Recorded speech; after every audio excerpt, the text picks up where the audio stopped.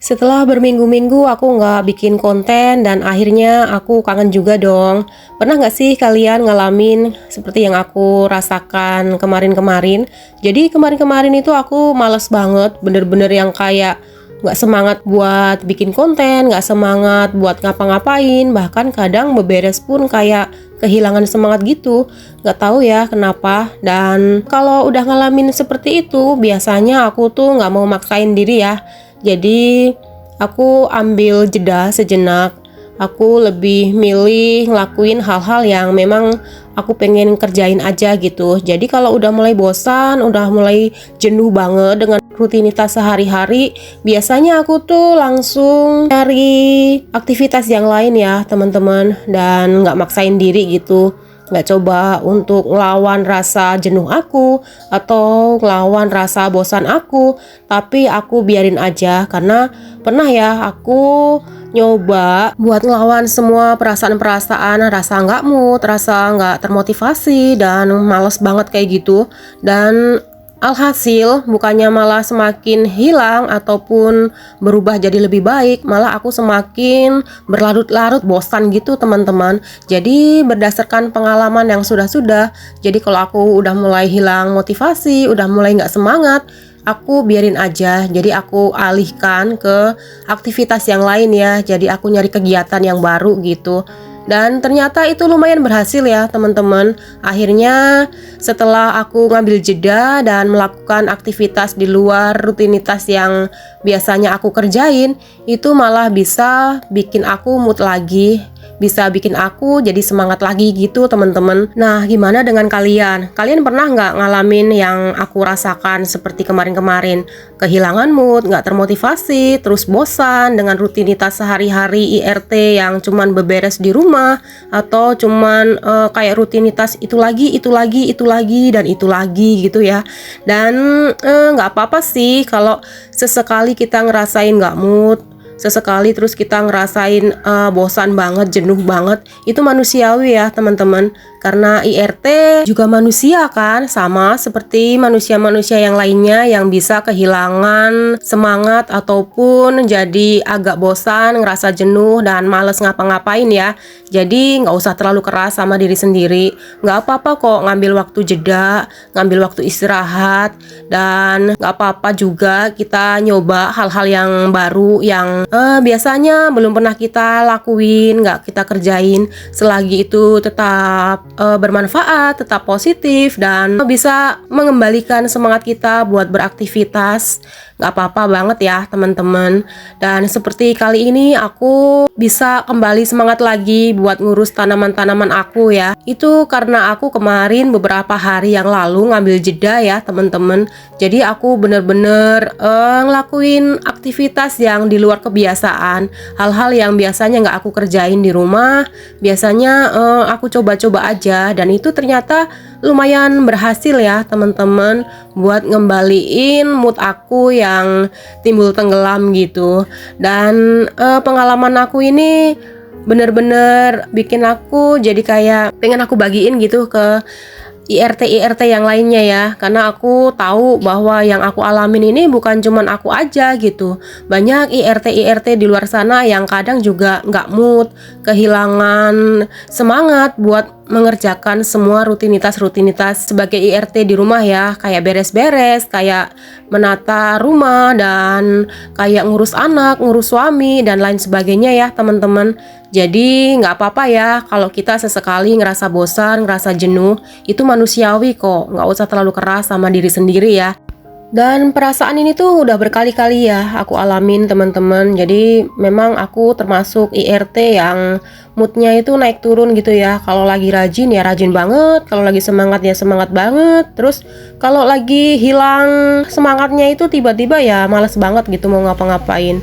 Mau udah nyoba nyari tutorial yang bisa ngilangin rasa bosan, ataupun nyari tips-tips yang bisa bikin kita jadi produktif lagi. Tapi ya namanya kalau lagi bosan ya aku tetap bener-bener bosan aja gitu, kayak nggak ada semangat buat ngapa-ngapain lagi.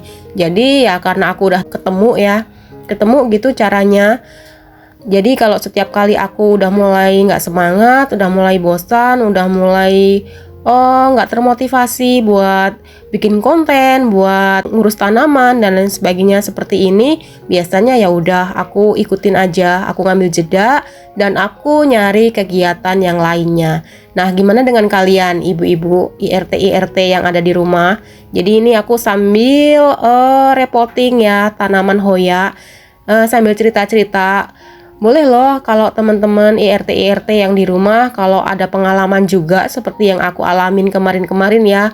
Gimana cara kalian buat menghalau rasa bosan atau menghalau rasa jenuh untuk melakukan aktivitas yang kayaknya cuman itu lagi gitu ya. Gimana?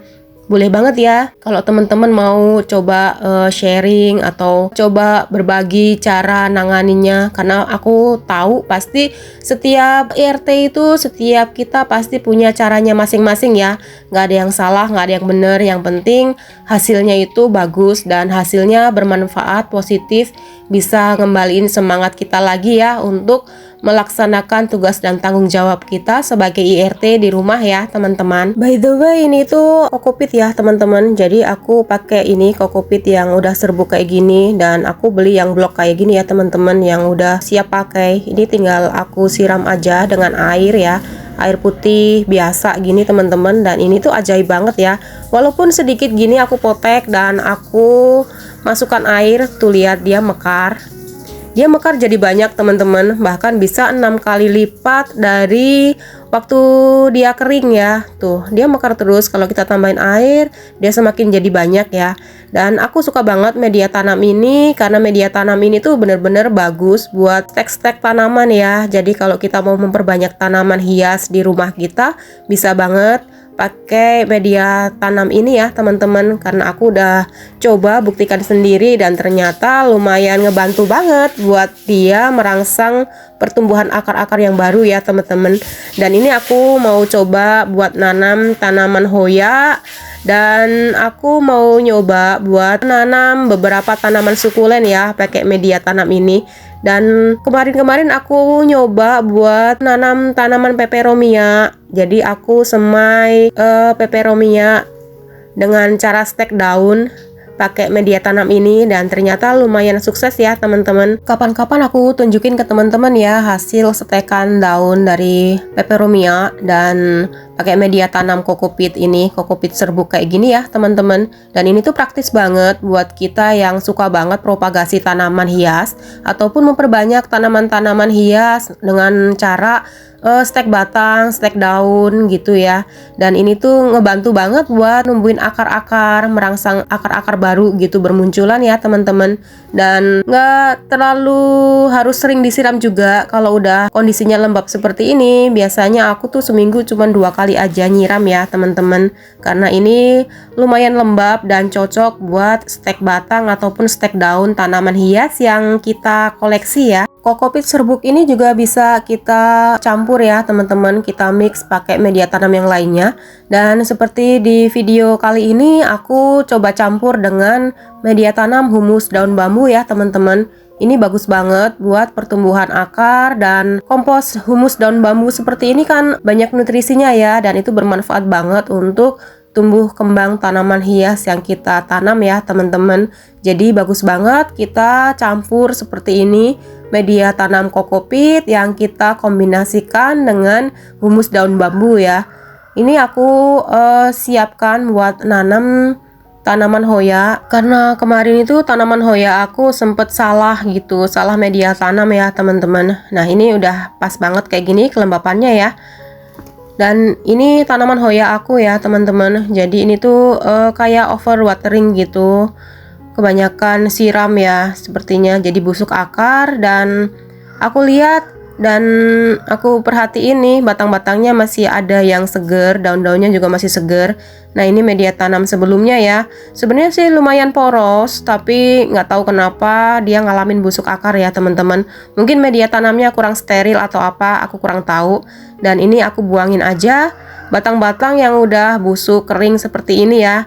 Aku berharap bisa numbuhin akar-akar baru dari ketiak-ketiak daunnya ini, karena memang untuk propagasi tanaman hoya semudah itu ya. Dia kalau ada batangnya dan juga ada ketiak-ketiak daunnya seperti ini, biasanya berpotensi untuk menumbuhkan akar-akar yang baru ya teman-teman.